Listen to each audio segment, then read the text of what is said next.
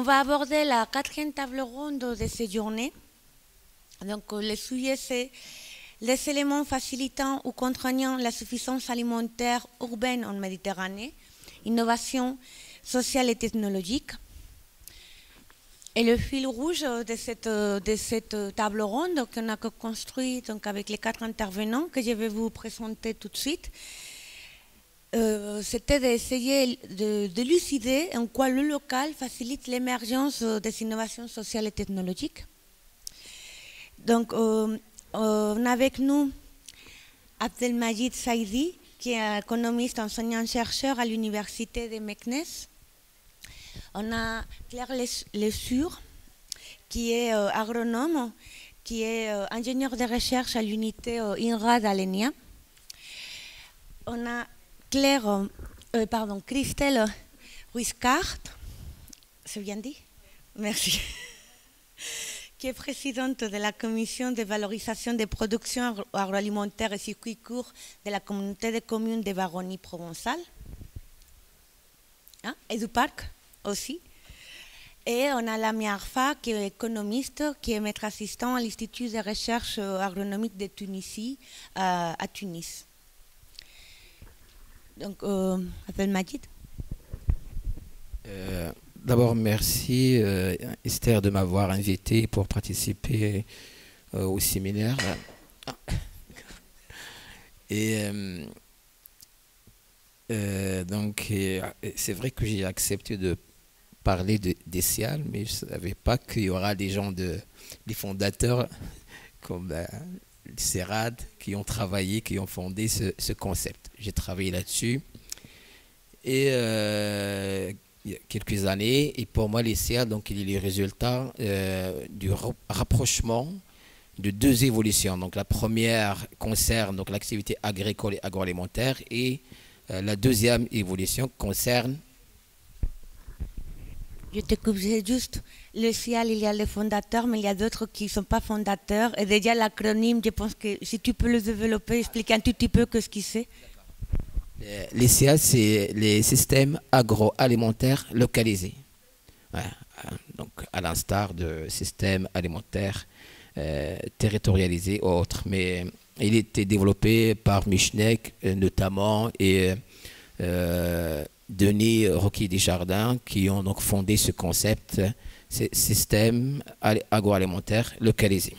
Donc, je disais que la première évolution concerne l'activité agricole et agroalimentaire. La deuxième concerne donc l'évolution du concept de territoire. Ça nous donnait donc une organisation productive territoriale qui intègre davantage d'autres des dimensions d'ordre économique, social, culturel et également naturel. Il permet notamment de remettre en évidence le maillon central de la chaîne alimentaire, en l'occurrence les agriculteurs. Donc, par conséquent, il regroupe les agriculteurs, leur savoir-faire notamment, les industriels, les transformateurs, les consommateurs. Et j'insiste sur ce dernier point parce que les consommateurs, c'est la particularité des CIAL par rapport aux autres concepts. Et ainsi que les acteurs publics. On peut également parler de ce qu'on peut appeler des acteurs décomplémentaires comme les opérateurs de tourisme qui peuvent aussi être un acteur majeur d'un CIAL. Donc, qu'est-ce que cherche la recherche autour des CIAL? C'est de mettre en évidence le degré de proximité qui peut exister sur un territoire donné entre les acteurs d'une filière. Quand je parle de proximité, je parle avec ces 3 dimensions. Géographique d'abord, organisationnelle, c'est-à-dire la complémentarité entre les acteurs, et institutionnelle, c'est le partage des valeurs telles que la confiance. Il faut mentionner que cette notion donc, a été élaborée à partir des travaux menés dans le Sud, pour une fois. Donc c'est un concept qui vient du Sud, dans un premier temps.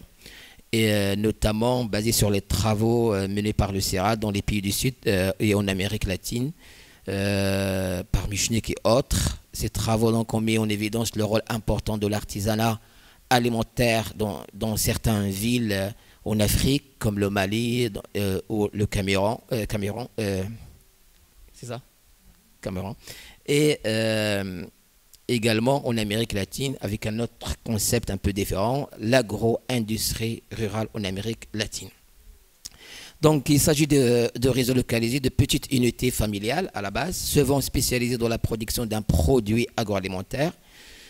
Il est à travers, donc je passe, parce que le temps presse, c'est ça. Et donc, à travers mes lectures de l'ensemble, une bonne partie des travaux sur les SIAL, notamment pratiques, j'ai construit une certaine typologie autour des SIAL. Donc, on peut parler des SIAL agricoles et des SIAL industriels.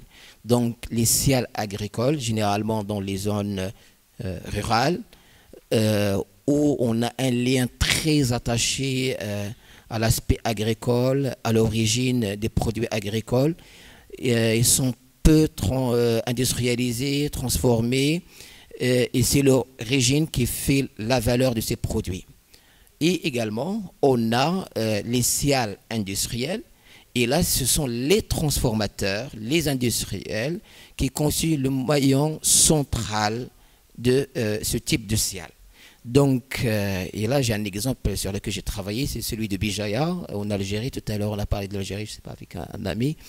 Et pas de matières premières, pratiquement les matières premières importées, et on a construit un complexe agroalimentaire spécialisé dans la zone de Bijaya, une zone montagneuse, et pratiquement on importe 100% des matières premières. Pourtant, donc on a une concentration géographique des entreprises agroalimentaires. Et forcément, il y a les deux autres dimensions, donc c'est-à-dire la dimension organisationnelle et institutionnelle sur lesquelles se base ce genre de SIAL. Alors, est-ce qu'on peut passer d'un à l'autre? Oui. Donc, est-ce qu'on peut passer d'un SIAL agricole à un SIAL industriel? C'est le cas de l'espace 16 de Meknes, la filière d'olivier. Donc, le système oléicole de Meknes, donc, est passé en quelque sorte d'un SIAL agricole traditionnel, je dirais, en déclin, vers un SIAL industriel, où ce sont les transformateurs, les grands transformateurs qui dominent ce genre de somme, c'est-à-dire le système oléicole de Meknes. Alors, pour répondre donc aux besoins de ces transformateurs ayant des grandes capacités de trituration, il fallait augmenter donc la production agricole par des pratiques intensives, par l'importation même de matériel végétal hyper productif sur les terrains les plus fertiles de la région au détriment des céréales, la base quand même de notre régime alimentaire au Maroc.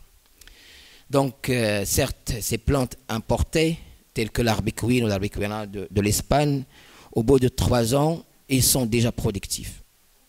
Mais au bout de 15 ans, 20 ans, il faut l'arracher contre la picholine marocaine. Ce n'est pas le cas.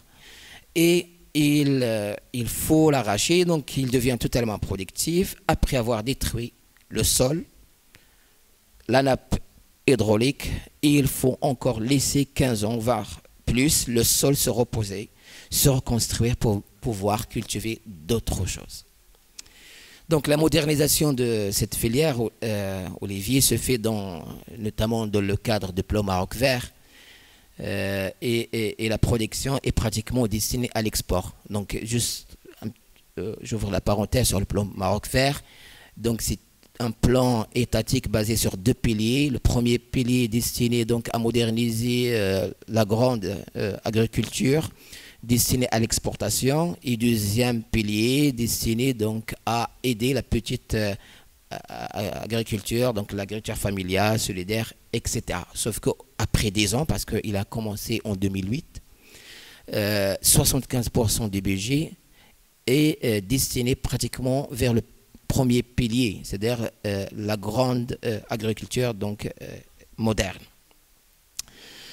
Il se trouve que avec ce plan-là, on a eu beaucoup de résultats, de rendement, hein, Donc il y a même, je dirais, une surproduction donc, de l'olivier et qu'on n'a pas pu exporter, hein, malgré l'appui et les incitations fiscales du plan Maroc vert.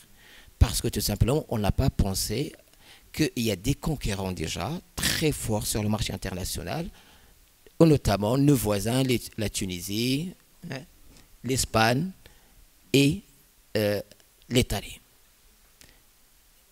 Il faut savoir que la majorité des produits importés, que ce soit le matériel végétal ou les machines, sont importés de l'Espagne et de l'Italie.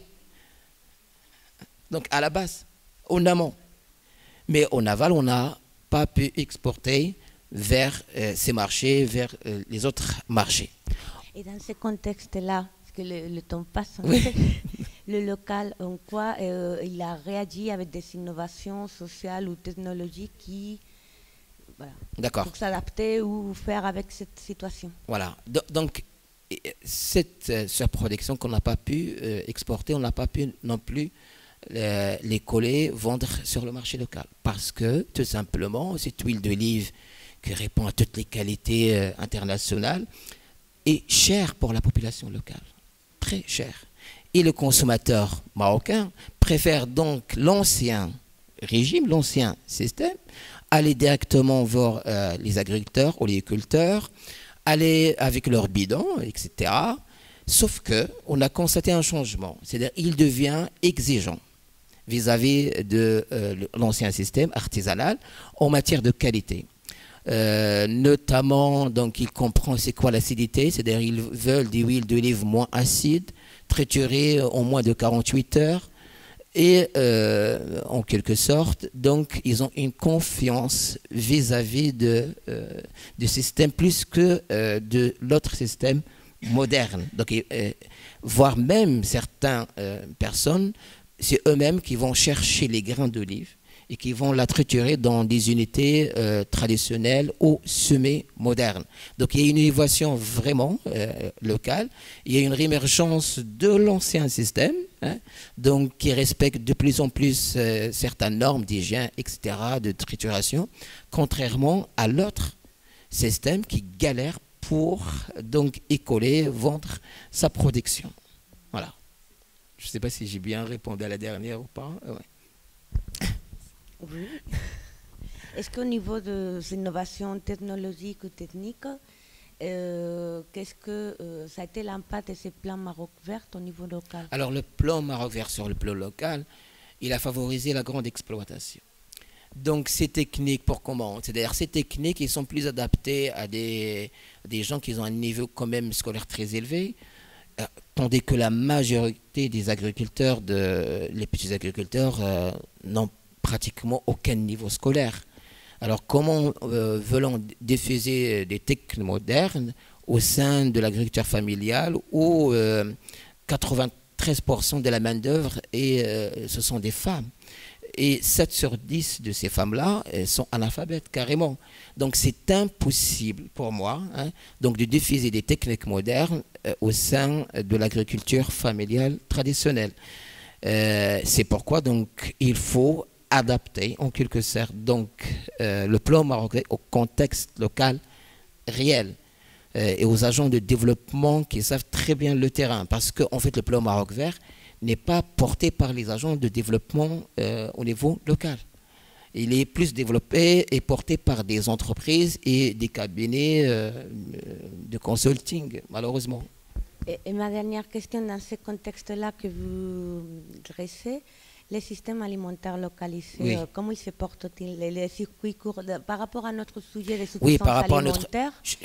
le plan Maroc, oui. Voilà. Le plan Maroc vert a détruit les systèmes alimentaires localisés. Vouloir encourager donc la reconversion des céréales, par exemple, vers l'arboriculture, vers des agricultures de haute valeur ajoutée destinées à l'exportation, au lieu qu'ils soient destinés vers le marché local. Donc on a favorisé donc, le marché, disons, international, hein, malgré la concurrence, que le marché local. Donc au départ, ces gens-là, donc il y avait quand même une certaine proximité des circuits courts, etc. Et le plan Maroc vert, il n'y a pas que le plan Maroc qui est responsable, il y a également l'étalement urbain qui est responsable. Donc de cette situation, on est de plus en plus sur des circuits longs. Voilà. Merci. Bon, après l'exposé de Saïdi, je voudrais que Claire nous explique une autre manière, plutôt des stratégies d'adaptation de ces agriculteurs périurbains pour qui fortalisent, qui rendent plus fort les systèmes alimentaires locaux ou localisés. Donc c'est une situation contrastée avec celle qui a décrit Abdelmajid au Maroc. Alors bonjour et merci pour l'invitation Esther.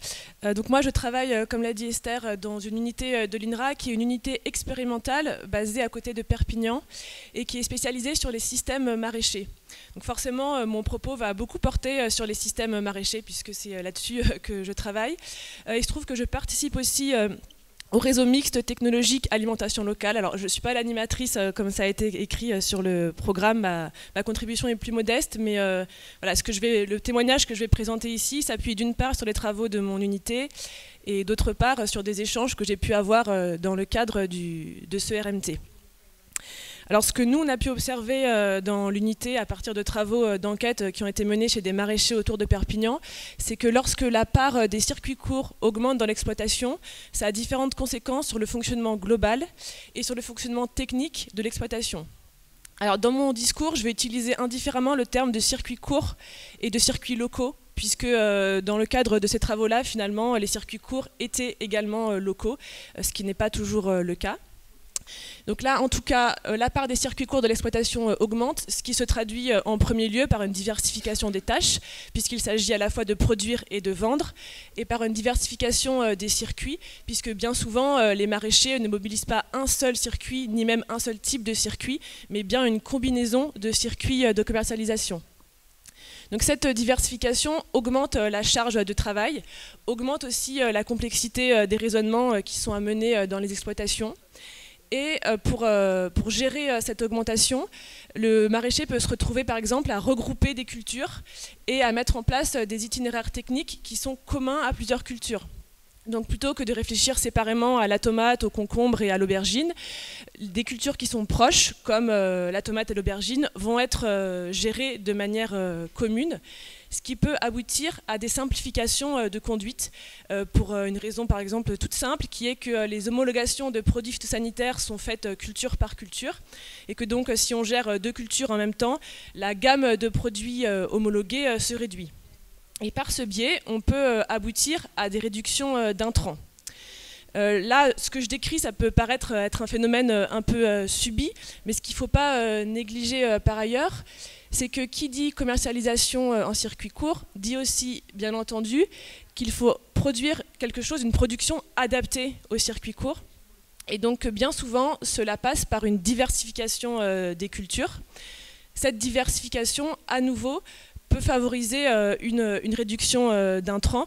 Donc là, je rejoins ce qui a été expliqué par Catherine tout à l'heure sur les bénéfices de la diversification. Donc elle a expliqué de manière générale des bénéfices qu'on retrouve aussi en agriculture, notamment pour limiter le développement des bioagresseurs, pour valoriser aussi au mieux les différentes ressources du milieu, comme un levier de gestion des risques également.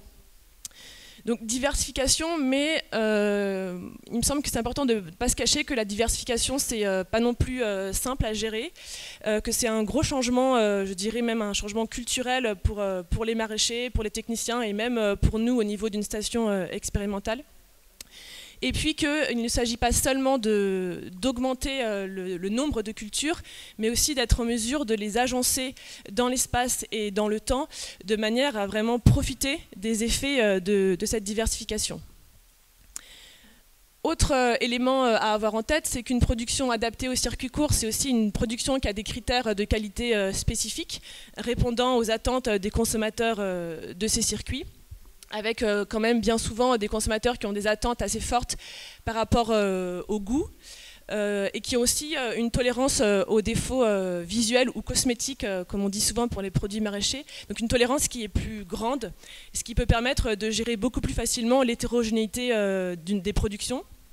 Et donc ça c'est intéressant, puisque ça peut permettre de mettre en valeur des variétés qui sinon sont extrêmement difficiles à commercialiser via des circuits longs de commercialisation. Et puis de nouveau, ça peut contribuer à un phénomène de réduction d'intrants. Alors, ce qui apparaît pas nettement sur mon schéma, enfin qui n'apparaît pas du tout sur mon schéma, c'est aussi le fait que cette relation avec le consommateur peut influencer les pratiques mises en place par l'agriculteur, avec quand même un degré variable selon le type de circuit court, s'il y a un contact direct ou non entre le consommateur et le producteur.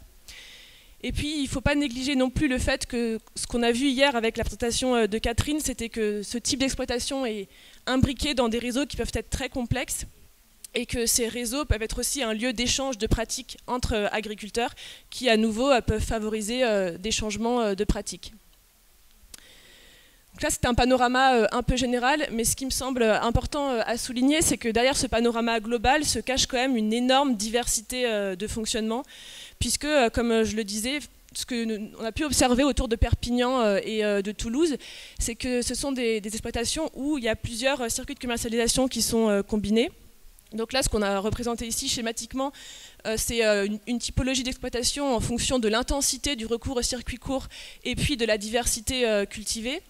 Donc on peut voir qu'il y a des maraîchers qui utilisent des circuits courts, mais qui les utilisent de manière, on va dire, limitée et qui s'appuient également extrêmement fortement sur des circuits longs. D'autres qui combinent ce que j'appelle une stratégie pluricircuit ou hybride, où ils combinent des circuits courts et des circuits longs avec une importance, je dirais, stratégique à peu près égale pour ces différents types de circuits. Et puis des gens qui deviennent totalement spécialisés vers les circuits courts et qui, dans ce cas-là, étaient spécialisés sur un seul circuit ou un seul type de circuit. Et ce qu'on a pu observer, c'est qu'en fonction de ces grandes stratégies, les conséquences induites sur la diversité cultivée et sur le recours aux intrants n'étaient pas les mêmes, puisque, grosso modo, quand même, ce qu'on voit, c'est que, en tout cas sur cet échantillon, c'est que plus le recours au circuit court était important, plus la diversité cultivée était élevée elle aussi, et plus le recours aux intrants diminuait. Alors, cette diversité, elle s'explique par pas mal de phénomènes. Bien sûr, ça s'explique par le foncier qui est disponible dans les exploitations, par la main-d'œuvre qui est aussi disponible. Il me semble que ça s'explique aussi par, je dirais, l'affinité des maraîchers qui peuvent être plus ou moins à l'aise pour gérer 30 espèces, alors que pour d'autres, gérer 30 espèces, ça peut être extrêmement complexe parce que ça revient, de leur point de vue, à les gérer mal, puisqu'ils ne sont plus en train de bichonner chaque espèce, mais d'avoir une technique qui est beaucoup plus globale. Il ne faut pas négliger non plus le fait que ces maraîchers s'inscrivent dans des trajectoires différentes, ce que j'ai voulu illustrer ici de manière un peu schématique, puisqu'il y en a certains qui ont un historique 100% circuit long, avec un fonctionnement très spécialisé, et donc forcément l'évolution vers un fonctionnement avec des circuits courts peut être plus longue, et puis les circuits courts peuvent dans certains cas avoir une place qui reste limitée. On a pu aussi observer, une fois que les gens sont impliqués dans des circuits courts, des évolutions variables. Alors, notamment concernant cette fameuse diversification de la production, c'est un phénomène qu'on observe, mais on peut aussi observer le phénomène inverse, de personnes qui diversifient beaucoup et à un moment donné se sentent dépassées par cette diversification et la complexité que ça induit, et qui sont plus à l'aise de revenir vers un nombre plus réduit d'espèces, des volumes plus importants, et qui adaptent aussi bien sûr leur commercialisation en fonction de ça. Pour la commercialisation, on a vu deux évolutions un peu contrastées, avec certains qui vont vers une simplification de la commercialisation, qui essayent de se tourner vers un seul circuit ou un seul type de circuit, ce qui d'un point de vue organisationnel peut être plus simple à gérer, et d'autres au contraire, par exemple avec des fonciers assez importants qui finalement combinent énormément de circuits de commercialisation, parfois une dizaine de circuits différents. Il ne faut pas négliger non plus le fait que dans certains cas, on peut observer un redéveloppement de la commercialisation en circuit long, qui peut s'expliquer de différentes manières, pour des questions d'opportunités économiques par exemple, mais aussi pour des questions de trajectoire personnelle ou dans le cas de certains événements familiaux. Pardon. excuse-moi, je parle trop vite. Dans le cas de certains événements familiaux, ça peut être plus confortable pour le maraîcher de revenir à une commercialisation en circuit long. Alors, dans les questions que Esther... Je vais finir par la dernière. Oui, d'accord, c'est ça, très bien. C'est très intéressant, cette transition entre circuit long, court, des complémentarités que tu as évoquées, donc concentrer sur le système maraîcher en périurbain. Lamia, elle va rebondir, elle va nous expliquer comment cette complémentarité s'est faite en Tunisie. Oui. Donc, je voudrais juste que tu finisses ton intervention, si ça te convient. C'est ça, très bien. En quoi ces innovations dont tu nous as parlé, des choix variétals, de diversification des systèmes agricoles, dans les exploitations qui sont en périurbain orientées vers le circuit court, si toi tu penses que ces innovations pourront être possibles aussi dans les filières longues ou être appliquées en filières longues? Alors, il me semble que déjà tout ce qui concerne la diversification des cultures peut aussi concerner les filières longues, probablement avec un degré moindre de diversification, mais qu'en tout cas, je n'oppose pas du tout les deux sur ce plan-là, avec encore, il me semble, des tests à mener en expérimentation comme chez les maraîchers pour mieux comprendre comment agencer les cultures, pour mieux comprendre aussi les interactions entre cultures. Sur le plan variétal dont tu parlais, je voudrais faire référence à des travaux qui ont eu lieu à l'INRA sur la sélection de la tomate, où il y a eu un travail de création variétale pour une tomate à la fois multirésistante et avec des qualités organoleptiques intéressantes. Et ce travail-là, il a d'abord été orienté vers de la commercialisation en circuit court, et puis dans un deuxième temps, il a été plus, je dirais, pensé vers de la commercialisation en circuit long. Donc les deux ne s'opposent pas, mais demandent dans les deux cas des adaptations, notamment au niveau des critères de commercialisation ou des prix qui sont proposés dans les filières longues. Merci beaucoup. Si tu peux passer le micro. Avant de voir comment cette complémentarité entre filières longues et courtes se décline en Tunisie, je voudrais que Christelle Wiscard nous... parce que là, tu as parlé beaucoup d'innovation technique qui émergent localement dans des circuits courts. Je voudrais que Christelle elle nous parle des innovations sociales, ce que je considère une innovation sociale, dans son contexte du parc de Baronnie, autour d'un concept qu'ils sont appelés la population transitoire autour du tourisme. Alors j'ai dit ce matin qu'une de nos conclusions dans le programme d'IBEC Crop, c'était que le tourisme était un des vecteurs de la suffisance alimentaire locale, parce qu'il y a une demande très forte des produits locaux. Je voudrais que je lui demandais cet exercice un peu compliqué, qu'ils nous expliquent comment eux ils ont compris ça, par cette question dans leur territoire, quelles définitions ils ont faites, quelles actions ils sont mises en œuvre, avec un peu de recul critique aussi, qu'ils puissent nous dire qu'est-ce qu'ils ont pensé au début, qu'est-ce qui a marché, qu'est-ce qui n'a pas marché, pourquoi. À vous. D'abord, merci pour l'invitation. Alors en fait, la question qui s'est posée quand notre parc a été créé récemment, puisqu'il a été créé en 2014, c'est comment faire vivre notre territoire des Baronnies et comment le mettre en valeur. Donc gros territoire, c'est pour ça j'ai voulu vous montrer cette carte, puisque en fait on est à cheval sur 2 départements, 2 régions, 2 tiers de la Drôme. Voilà, on a un bassin de vie de 34 000 habitants. Ça par contre, c'est pas énorme. Ça veut dire qu'on a une grosse surface, mais peu peuplée. Et on le verra parce que je l'aborderai après, beaucoup de production agricole. Donc voilà, la question de base, on ne l'a pas prise du point de vue alimentaire. Nous, on se l'est posé autrement. C'est vraiment comment on fait vivre ce territoire et comment on le met en valeur.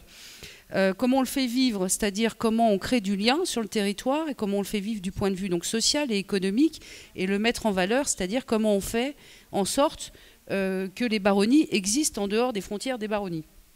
Donc ça nous a amené à réfléchir par quelle porte d'entrée faire ça, et il se trouve qu'on a un formidable vivier de production agricole sur les baronnies, avec des labels de qualité. Donc c'est un très très beau levier. Alors j'en parlerai peut-être après, mais je ne vais peut-être pas toutes les énumérer.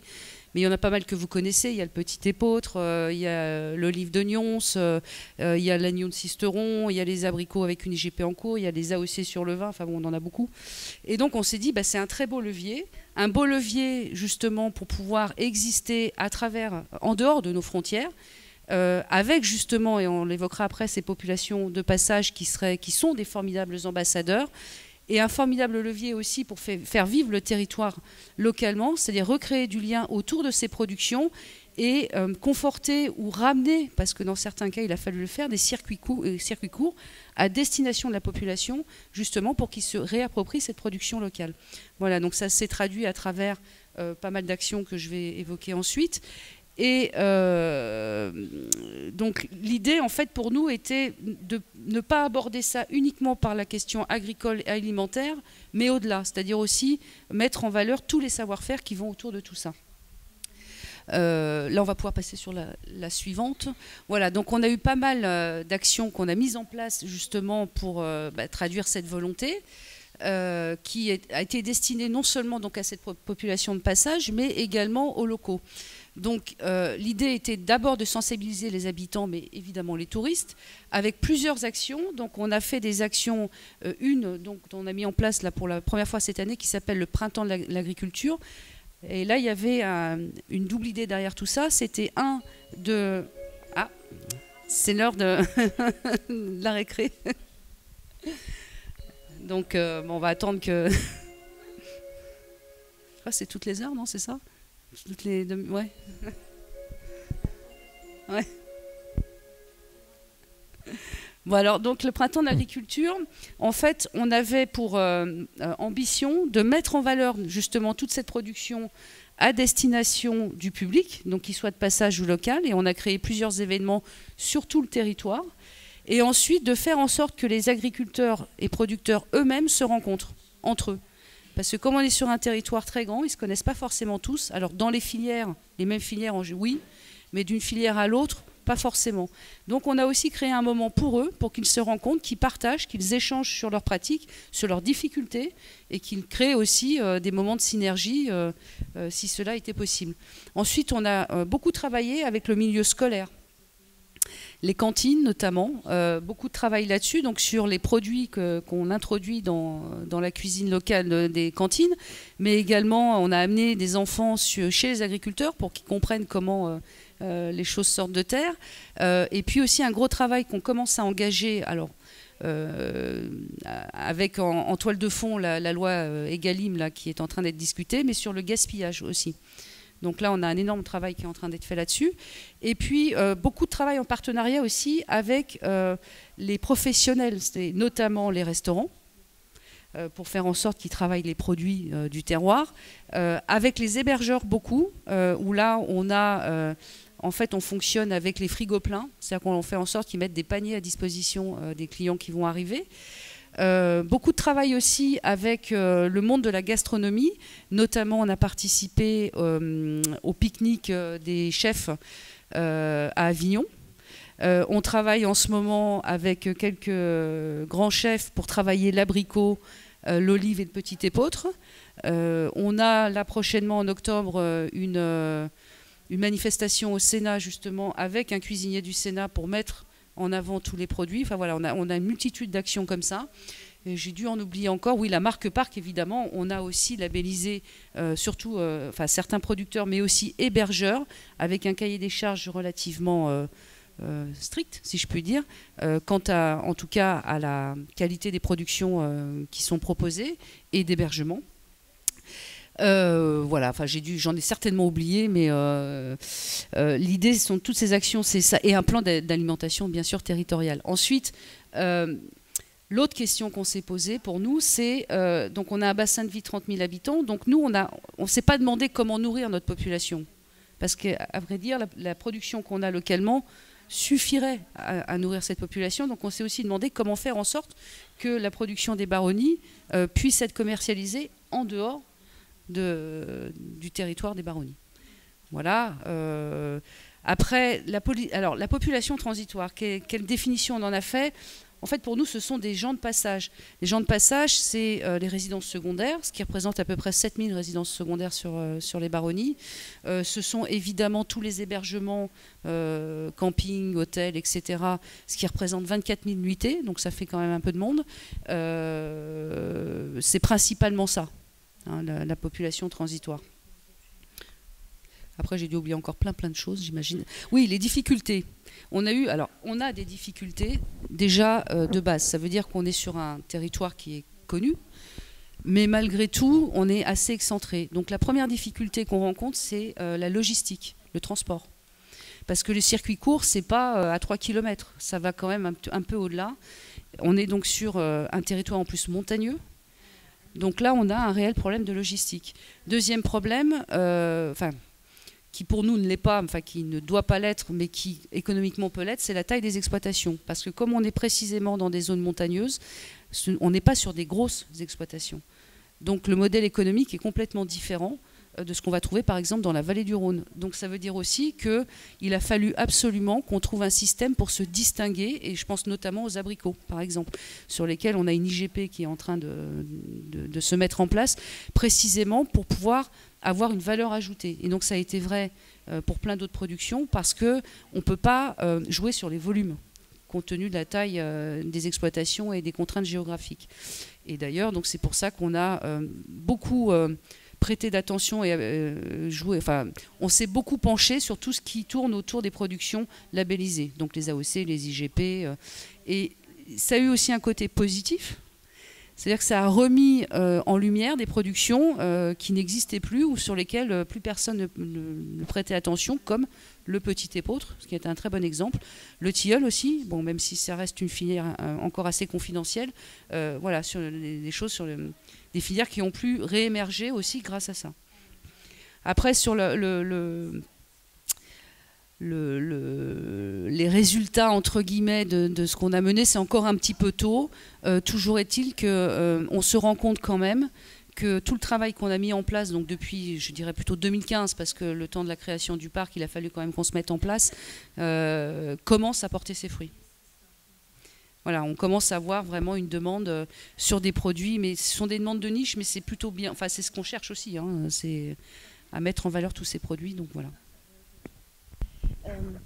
Moi, ça m'avait frappé quand on avait surpris quand on avait changé pour préparer la table ronde, et vous l'avez très bien expliqué. Je pense que vous résumez votre démarche du PAT par l'expression le territoire par l'assiette, qui m'a fait penser, là il y a Carolina Yacaman dans la salle qui participera à la prochaine table ronde en expliquant son expérience du parc agrario de Fuenlabrada, su municipalité à Madrid, et leur slogan c'est Comité Fuenlabrada, Manche Fuenlabrada, c'est le nom de la commune.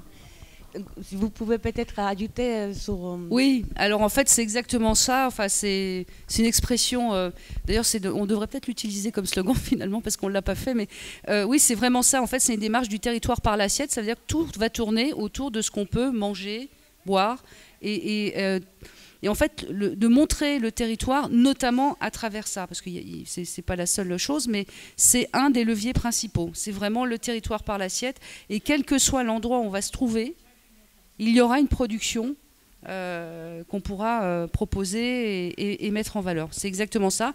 Et c'est ce qu'on cherche aussi à faire donc à travers ces ambassadeurs, donc ces gens qui passent chez nous, qui en général reviennent ou en tout cas redemandent des produits locaux, où on recommande même à distance, où là on n'est plus sur des circuits courts, mais en tout cas on redemande. Et puis à travers aussi tout le travail qu'on est en train de faire avec le monde de la cuisine et de la gastronomie. Est-ce que ça sera ma dernière question avant de demander Lamia nous expliquer cette complémentarité circuit court, circuit long dans votre territoire par l'assiette? Est-ce qu'il y a cette complémentarité, vous le sentez, entre circuit court et long pour continuer l'expérience du territoire au-delà du territoire? Ouais. Oui, on a vraiment les deux. Alors on a des productions qui sont en circuit vraiment court, très localisé, mais en général on trouve les deux. On trouve vraiment un mélange circuit court, circuit long. L'agneau, c'est un exemple. L'huile d'olive et l'olive de Nyons, évidemment, on la trouve localement, très localement, mais elle s'exporte quasiment, on la trouve quasiment partout.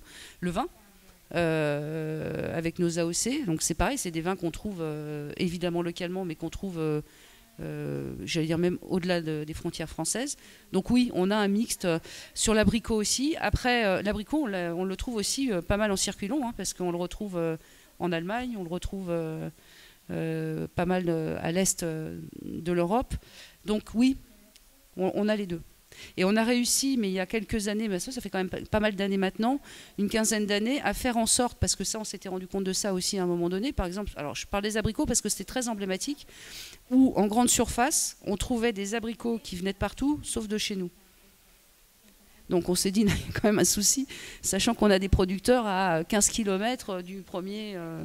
je ne citerai pas de nom, mais des premières grandes surfaces. Donc là aussi, on a fait en sorte que ces produits, on les retrouve dans nos propres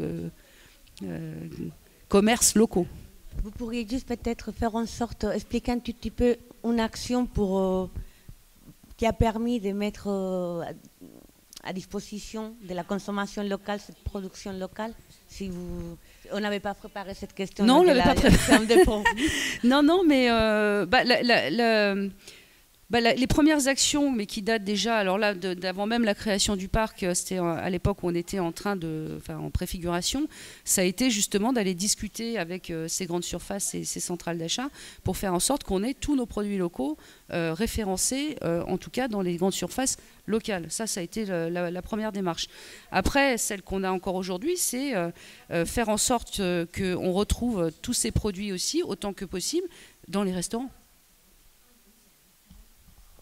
La restauration collective ou les deux. Les deux. On fait vraiment les deux. Là, il n'y a pas de distinction. Le scolaire, c'est évidemment très important, mais les restaurants, c'est la première chose que vous allez voir quand vous passez un séjour sur un territoire. Donc, les deux. Et la marque Parc, ça, c'est vraiment une des dernières actions qui a été mise en place, qui a un moyen aussi, en tout cas visuel, de mieux... de mieux pouvoir cibler, flécher nos produits. Juste pour conclure, donc par rapport à ces sourcings-là, les tables rondes d'hier, il y a d'autres collègues à vous qui ont expliqué comment les chefs de cuisine ne connaissaient pas la production locale, comment il y a tout ce travail de sourcing à faire. J'imagine que ça a été plus ou moins pareil dans votre territoire. Vous savez animer la mise en relation entre les deux, peut-être, entre les consommateurs, les producteurs. Oui, c'est exactement ça. Et on a fait à peu près, oui, je pense que c'est le même travail. On a fait... en fait, on a fait là tout un travail, j'allais dire, de relations publiques quasiment sur nos produits, en envoyant nos produits aux chefs pour dire, voilà, on vous les propose, allez-y, travaillez-les. Et oui, on a fait un travail, bien sûr, à travers le grand public, qui se retrouve au travers de cette dernière démarche qu'on a eue du Printemps de l'agriculture et évidemment de la marque Parc. Et puis beaucoup de travail avec la presse aussi. La proximité relationnelle dont parlait Albert à la Meldine d'hier. On va voir comment cette complémentarité filière longue ou courte se décline en Tunisie. On a demandé Lamia, par exemple, de nous expliquer pour la tomate, je pense, pour un produit précis, comment ça se passe historiquement. Je te donne la parole. Merci. D'accord. Donc, de mon côté, je vais parler de l'expérience tunisienne, de l'expérience d'une petite région dans le périurbain du gouvernorat de Nabeul. Donc là, on a la carte avec le gouvernorat et la plaine de Hawaria qui est située entre deux forêts. Donc une zone de plaine qui intéressait au départ les hydrologues parce qu'il y a une problématique de disponibilité de l'eau. Il y a d'autres problématiques qui sont importantes dans cette région, telles que le développement de l'urbanisation. C'est une région qui est également très intéressante pour le tourisme local et qui a également des potentialités importantes pour le développement de l'énergie éolienne. Donc cette plaine-là, elle couvre à peu près 14 350 hectares. Elle se trouve donc dans le Gabon, qui est une région à potentialité maraîchère très importante. Donc cette région, historiquement, on y a développé les cultures maraîchères et il y a eu l'introduction de la culture de la tomate dès les années 60. Au départ, cette culture était très importante avec 50% des superficies. Actuellement, les superficies destinées à la tomate ne sont plus que de 17%. Il y a eu remplacement progressif de la tomate par d'autres cultures pour diverses raisons. Peut-être on reviendra là-dessus si on en discute. Mais le fait est là. Donc cette culture qui a été très importante a été également à la base de la mise en place d'une industrie de transformation qui produisait du double concentré de tomate, qui est un produit très important dans la consommation alimentaire tunisienne et qui l'est encore. Mais ce produit-là, il est également très important à l'exportation. Donc on en consomme beaucoup et on exporte également du double concentré de tomate. On est très présent en Afrique et sur la récente période, on est également très présent en Europe, au Canada et de plus en plus. Donc ce produit de transformation est important et on parle donc de trois types de produits actuellement. Donc on a la tomate fraîche qui est surtout destinée au marché local, donc c'est un produit de consommation au niveau local et c'est un produit qui est commercialisé dans des circuits qui ne sont pas courts. Bien qu'elle est destinée à la consommation au niveau de la grande région, donc on sort du périurbain pour approvisionner les villes, mais même pour l'approvisionnement en périurbain, on doit passer par les marchés de gros qui sont à l'extérieur de la zone périurbaine. Donc la commercialisation même locale, elle se fait par des circuits qui ne sont pas courts. Il y a une certaine transformation artisanale de la tomate qui se fait au niveau local. Parce que les gens traditionnellement consommaient donc la tomate transformée dans les familles. Et ce système-là, on le garde encore. Donc il y a un circuit familial, artisanal très court. Mais la majorité de la tomate passe par les marchés de gros ou bien passe dans les circuits donc de transformation. Et là également, c'est des circuits courts parce que les agriculteurs sont en relation avec des centres de collecte qui sont en relation avec des usines de transformation. Et donc, il y a au moins 1 à 2 intermédiaires donc, entre le producteur et ces usines-là. Par la suite, le produit, le double concentré de tomate, il est soit revendu au niveau local par des grossistes, et ça peut être différents types de grossistes, ou bien il sera exporté. Et là également, cette filière de transformation, c'est une filière qui est très intégrée. Il y a un degré d'intégration très important puisque les transformateurs sont également peuvent avoir des centres de collecte, peuvent être des fournisseurs de matières premières, et peuvent avoir également la fonction de gros, c'est des grossistes, et même la fonction de commerce de détail. Donc il y a également une forte intégration, même au niveau local, au niveau de cette filière. Donc, bon, je vais revenir. Oui, oui, on peut la mettre parce que je peux en parler. J'en parle déjà. Alors, je vais revenir aux questions dont on a discuté, donc de cette dualité entre donc, les filières, une filière mixte, puisqu'elle est aussi bien destinée au marché local qu'à l'exportation. Alors, une autre dynamique qui s'est créée sur la courte période, sur les dernières années, c'est l'exportation des tomates séchées suite à une demande qui a émané de l'Italie. Donc, les Italiens sont très demandeurs de tomates séchées. Ils sont adressés à cette région parce qu'au niveau de cette région, on a un terroir particulier. Et c'est ce qui également a permis de maintenir la production de tomates, parce qu'on a vu que ça a régressé, mais il y a quand même un minimum de production, parce que la région produit des tomates avec un BRICS très important, un Brix élevé, ce qui permet d'améliorer même la qualité du double concentré à la production. Et ça intéresse également la production de tomates séchées. Il faut que je dise également que au niveau de la filière de consommation de tomates en frais, ce qui est important, c'est que cette filière, elle bénéficie de la meilleure qualité. Donc, généralement, les produits de meilleure qualité sont destinés à la consommation en frais et les produits de moindre qualité vont à la transformation. Donc, tout le développement technique qui s'est fait par l'amélioration variétale, par l'amélioration des techniques de production, par l'amélioration de la qualité tout au long du circuit de distribution, a profité à la consommation locale de la tomate fraîche.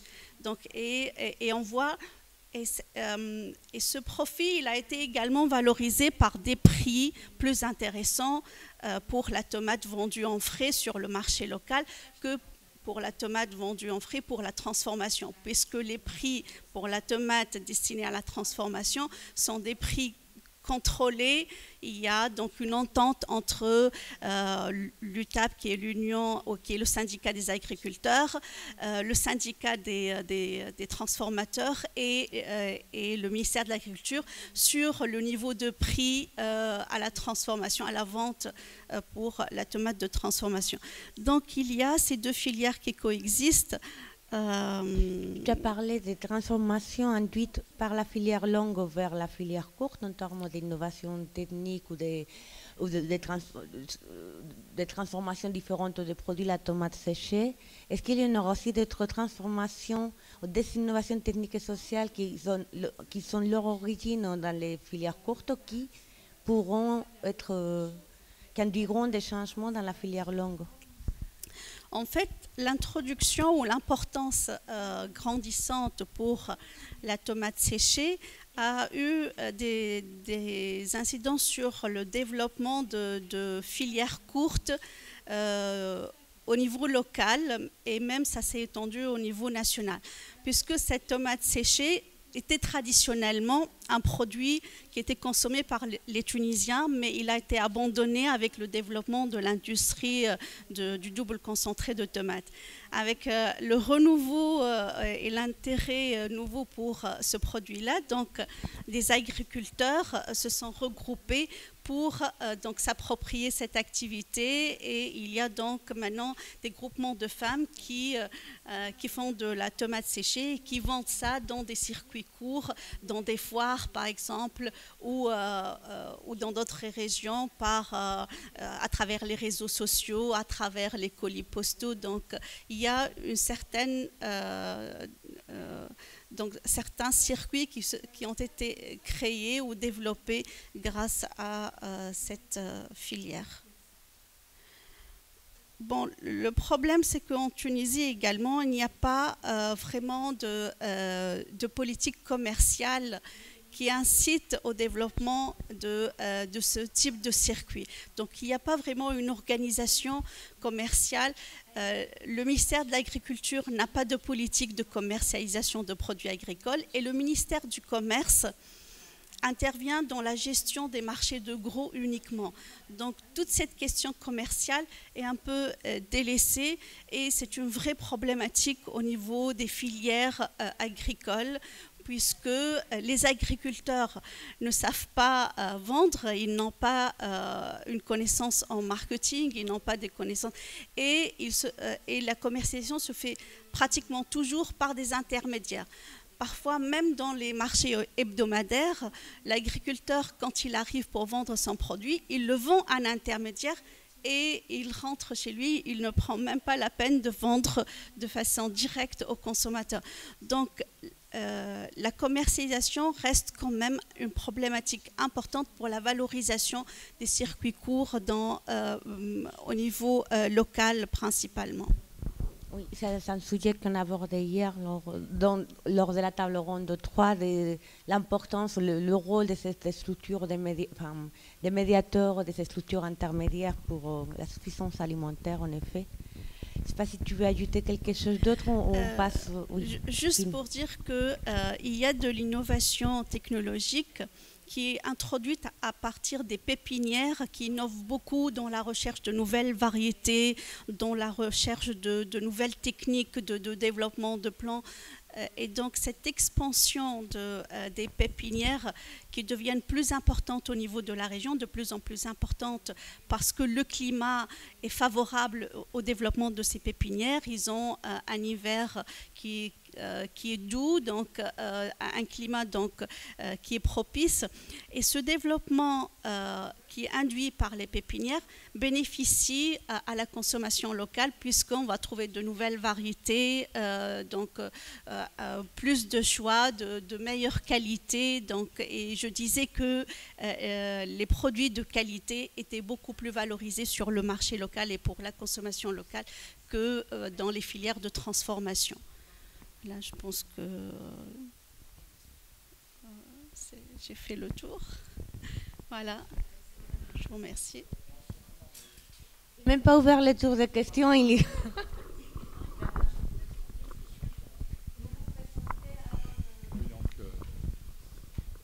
Bernard Hubert, INRA.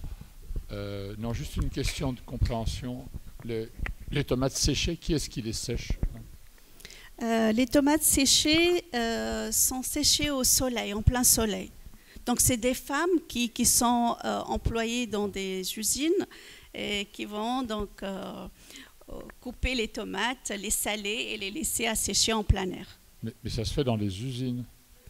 Oui. Ça se fait dans les mêmes usines que celles qui font le concentré ? Non, c'est des usines différentes. Ce n'est pas les usines de transformation, puisque là, on n'a pas besoin vraiment de beaucoup de technologie. C'est une transformation très simple. Donc, c'est du séchage au soleil, en plein air. Donc, ça ne demande pas beaucoup de technique. Et c'est pour ça que c'est pratiqué par les femmes rurales. Ça a été vite adopté et ça a été donc développé rapidement. Mais elles travaillent pour un industriel ou un artisan. Elles ne travaillent pas pour elles-mêmes. Pardon ? Elles sont salariées d'une entreprise. Ce n'est pas pour elles-mêmes.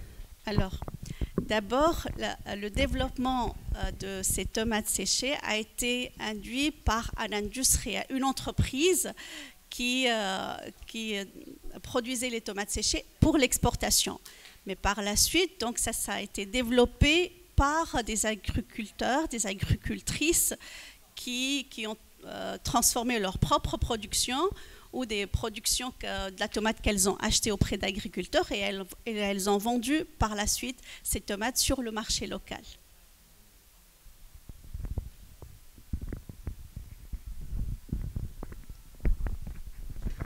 Puisqu'on parle de tomates séchées, tout à l'heure il y a quelqu'un qui a parlé d'abricots.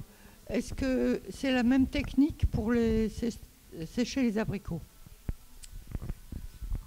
Alors, merci pour la question et je vais vous décevoir parce que je ne pourrai pas vous répondre et d'ailleurs ça me permet de rajouter un point que j'avais oublié de rajouter tout à l'heure, c'est que contrairement à d'autres territoires certainement, nous on a la chance d'avoir donc beaucoup de production, mais par contre on a peu de transformation.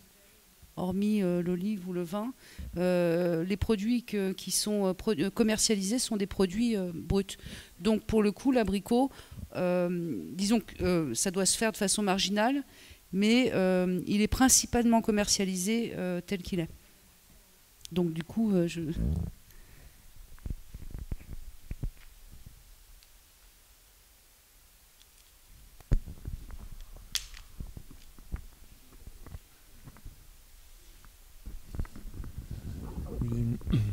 Merci aux intervenants, je trouvais la table ronde très intéressante. Je voulais juste faire une réflexion sur comment dirais-je, sur le positionnement des acteurs par rapport circuit long ou circuit court, par rapport au fait que ce sont des agents économiques qui ont donc chacun leur intérêt, j'allais dire, d'un point de vue économique. Et donc, dans le territoire où ils se trouvent, il y a des opportunités. Parfois, donc, s'il est opportun pour eux d'aller sur le circuit long parce que, par rapport à leurs objectifs, ça leur permet d'écouler leur production plus rapidement, de manière massale, et de ne pas avoir à consacrer beaucoup de temps à la commercialisation, c'est une opportunité. Mais il n'y a pas forcément d'opposition avec une stratégie aussi qui consiste sur des produits particuliers ou pour des opportunités particulières à vouloir commercialiser sur un circuit court parce que il y a une niche, il y a une opportunité d'agréger plus de valeur ajoutée et donc de pouvoir par là même accroître son revenu. Et donc moi je viens de Guadeloupe, c'est un peu différent des territoires que dont vous avez parlé. On est en milieu insulaire et on a énormément de producteurs qui jouent sur plusieurs stratégies de manière, comment on va dire ça, parallèle, quoi, enfin en même temps. On est souvent dans une combinatoire de stratégies. On a à la fois sur le circuit court, à la fois sur le circuit long, et en fonction des termes de l'échange qui évoluent, qui ne sont pas les mêmes en fonction de la période de l'année, en fonction des volumes qui sont produits à l'échelle du territoire, en fonction de l'offre et de la demande, eh bien, les producteurs jouent sur une diversité de circuits et de possibilités qui s'offrent à eux. Alors certains n'ont pas envie de se consacrer de manière principale à la commercialisation. Ce sont des gens qui une fois qu'ils ont produit, ils cherchent à écouler. Et c'est vrai que la question de la diversité de ce qu'on est capable de fournir au niveau d'une exploitation joue aussi un grand rôle. Alors, tout à l'heure, la corrélation qui a été faite entre diversité et alors je ne sais plus comment ça a été présenté. Pour moi, c'est aussi une question économique, quoi. Ça va être aussi lié à la quantité de travail que demande d'aller commercialiser soi-même et du rapport un peu entre l'opportunité en termes de valeur ajoutée agrégée et quantité de travail que ça demande. Voilà, c'était juste un petit commentaire sur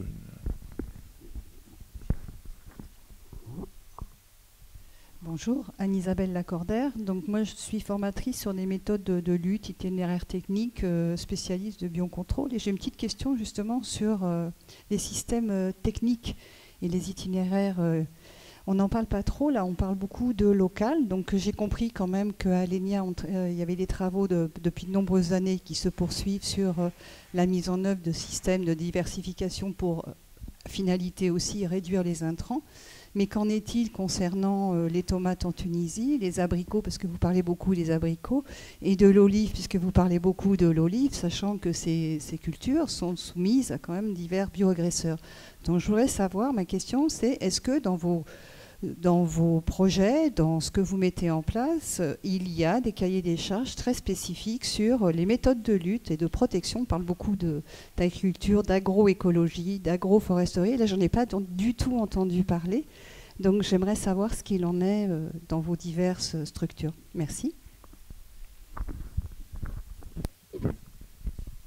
Oui, je vais peut-être répondre pour les tomates, surtout dans le circuit intégré, c'est pratiquement le plus important et qui concerne surtout les petits agriculteurs.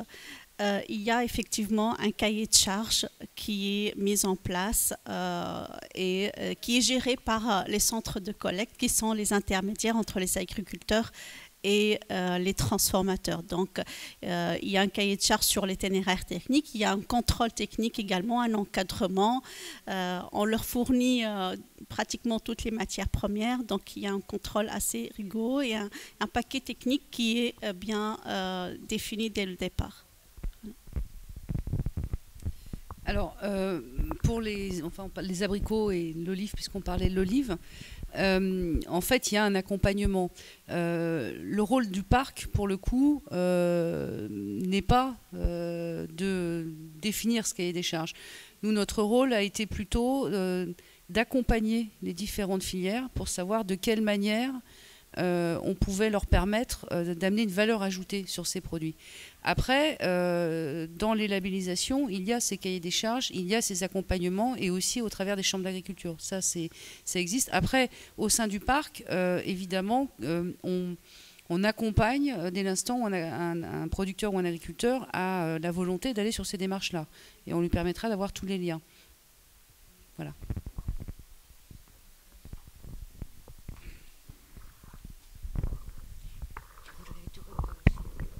Alors, sur le plan des intrants au Maroc, non.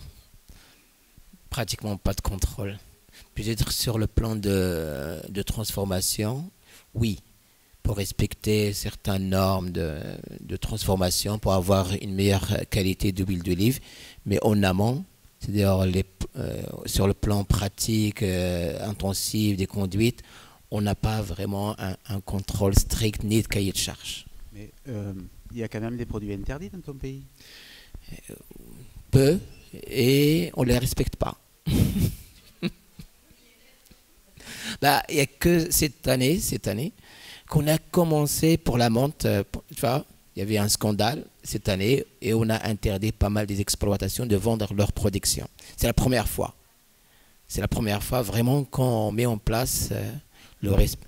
Mais je ne connais pas bien, hein, mais j'imagine par exemple si vous faites du bio pour la communauté européenne, pour l'Union européenne, il y a des contrôles par essence, parce qu'il y a un cahier des charges, donc il doit y avoir quand même des pans de la c'est volontaire, donc c'est-à-dire on laisse le choix aux producteurs. Là. Donc si vous voulez faire de bio, oui, vous devez respecter. Il y a un cahier de charges. Voilà. Et après, je ne sais pas ce que tu peux dire. Après, je bien rebondir.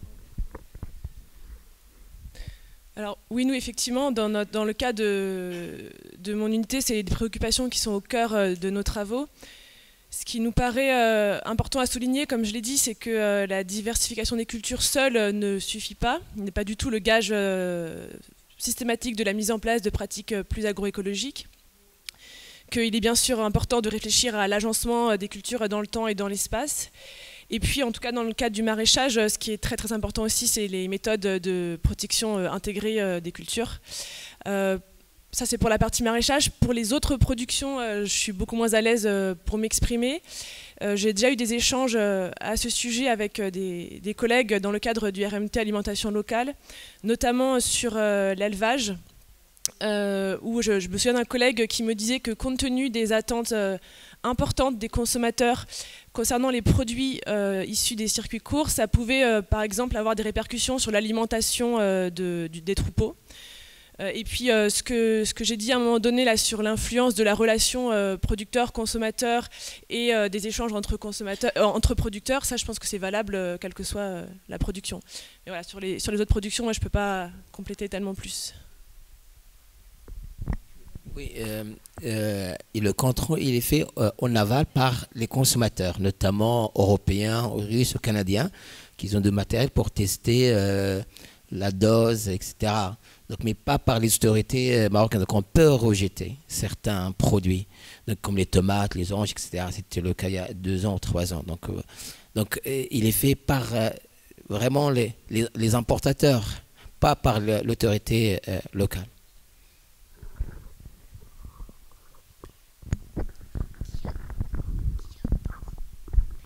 Oui, j'avais une question. Je voulais revenir sur l'exemple des tomates séchées.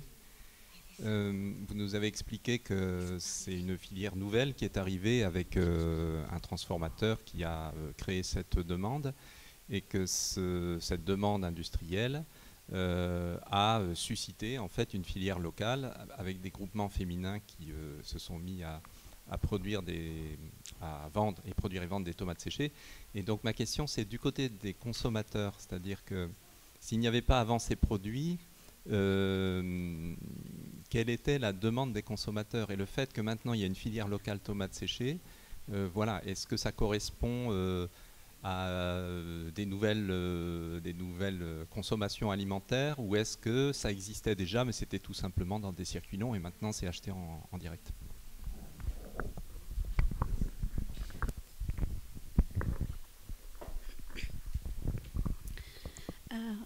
La tomate séchée est un produit ancien en Tunisie.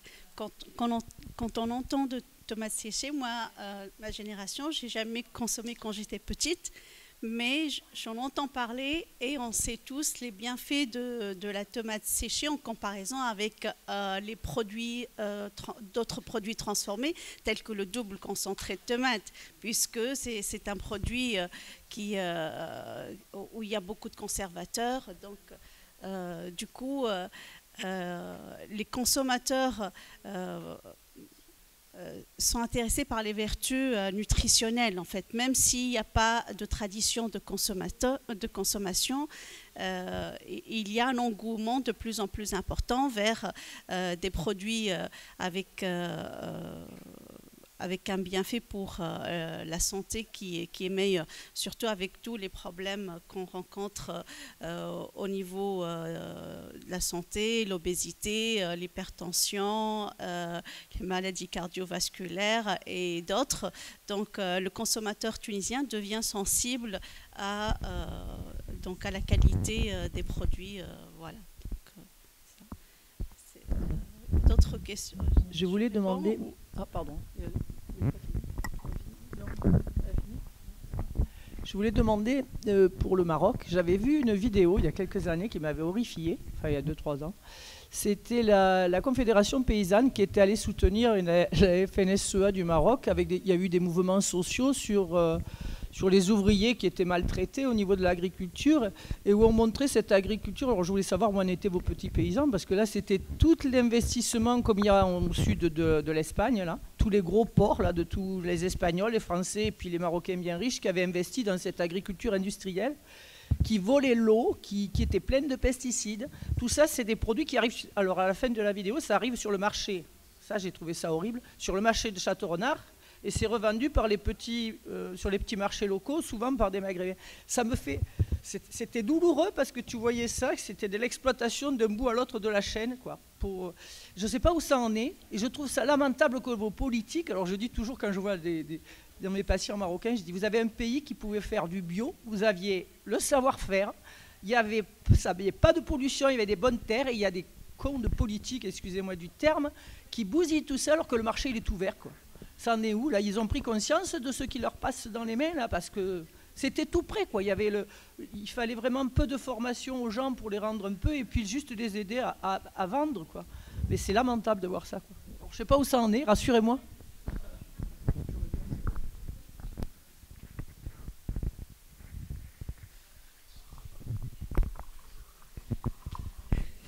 Je n'ai pas vraiment grand-chose à dire, mais je suis tout à fait d'accord avec vous. Mais sur le plan théorique, on commence à discuter de danger, mais sur le plan pratique, malheureusement, c'est toujours le cas, malheureusement. C'est de gaspillage. Je vais juste ajouter, tout à l'heure, Esther m'a demandé sur l'innovation technique et autres. Contrairement à l'Arabicwin et autres importés, les agents de l'INRA Maroc, notamment de Marrakech, ont pu améliorer le matériel végétal de notre pécholine marocaine, donc notamment Menara et autres, qui donnent plus de rendement que l'ancien. Ça veut dire vraiment il y a un travail. Mais le plan Maroc vert a écarté donc les gens de l'INRA. Également, pas que les agents de développement des ministères, mais également les agents de l'INRA, c'est-à-dire des chercheurs qui ont travaillé dans le contexte marocain, local, malheureusement.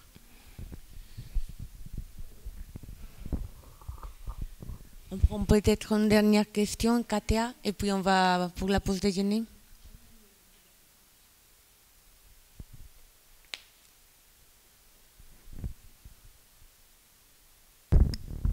Katia Sig, urbaniste et paysagiste. Je voulais savoir, dans le cadre du plan alimentaire territorial des baronnies, est-ce que vous avez des données sur la consommation des habitants? Parce que les produits en appellation, effectivement, ils sont beaucoup destinés à l'exportation, au tourisme. Les habitants, j'ai l'impression, est-ce qu'il y a du maraîchage et est-ce qu'on arrive facilement à se procurer des produits d'alimentation courante, et est-ce que les habitants ils fonctionnent pas beaucoup encore avec les supermarchés dans les baronnies? Alors, c'est une bonne question. C'est toute la difficulté et c'est justement une partie du travail, en tout cas, qu'on essaye de faire. Alors oui, il y a toujours des gens qui vont dans les supermarchés et ça, évidemment, on ne peut pas l'empêcher. On ne peut pas non plus faire en sorte que les gens locaux n'achètent que des produits locaux. En revanche, les produits labellisés ne sont pas que destinés à l'exportation, justement. On en revient encore, enfin je suis désolée, mais on va dire que je parle beaucoup d'abricots, mais c'est vrai parce que pour le coup, ils sont accessibles assez facilement, justement dans les grandes surfaces, et à des prix parfois plutôt corrects par rapport à ce qu'on pourrait trouver ailleurs. Ils sont également accessibles dans les épiceries, parce qu'on a, alors comme on est très éparpillés, on a beaucoup aussi d'épiceries locales où on va les trouver. Et dans les cantines, la viande c'est pareil. Donc on arrive quand même, enfin on essaye en tout cas de faire en sorte, ou d'aider les producteurs à faire en sorte que leur production puisse être vendue et accessible justement aux locaux et pas qu'à l'exportation. Après c'est pas simple. Après une production labellisée, ça a un coût, et ça c'est aussi un frein. Ce que je veux dire, c'est que ça peut aussi poser un problème, il faut le dire, parce que c'est pas... Il y a une question de pouvoir d'achat, et manger mieux c'est bien, mais encore faut-il pouvoir en avoir les moyens. Et ça c'est d'ailleurs, je pense, un des cœurs du sujet. Enfin c'est pas le seul, mais ça en fait partie. Donc on n'a pas de chiffres, enfin j'ai pas encore ces chiffres-là, mais disons qu'on avance sur ces questions. Le petit épeautre est extrêmement consommé chez nous, par exemple. Après, tout n'est pas accessible et puis facilement, et puis on trouvera toujours même des produits qu'on trouve encore en grande surface hors saison. Enfin, donc ça veut dire pas du local. Enfin, forcément, voilà. Mais on s'améliore. Enfin, en tout cas, on essaye c'est vraiment un des points principaux de notre travail, du moins dans le cadre de ce qu'un parc peut faire, hein, puisqu'on ne peut pas tout résoudre, mais c'est d'accompagner les producteurs pour avancer sur cette question-là. Je ne sais pas si j'ai bien répondu, mais... Pour compléter là-dessus, Bernard Hubert, INRA, il faut peut-être que vous trouviez des modes de labellisation locales, moins coûteuses, parce que la certification type AOC, GP, c'est bien fait pour être vendu au loin et garantir au loin que ça vient bien d'un territoire donné avec le respect d'un cahier des charges donné.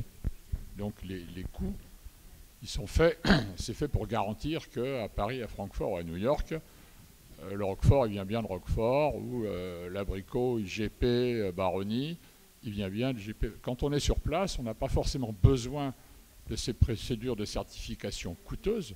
On pourrait très bien avoir des processus de labellisation participative par les pairs qui garantiraient que dans les boutiques sur place, les produits sont bien garantis comme venant sur place, sans passer par la certification officielle, les procédures INAO, les évaluations par des tiers, etc., qui sont plutôt faites effectivement pour garantir à l'autre bout du monde que ces abricots-là viennent bien de ce territoire-là et qu'ils respectent tel et tel cahier des charges. Mais on n'en a pas besoin sur place, on n'a pas besoin de cette lourdeur de certification officielle sur place. On va pouvoir imaginer autre chose. Alors, vous avez raison.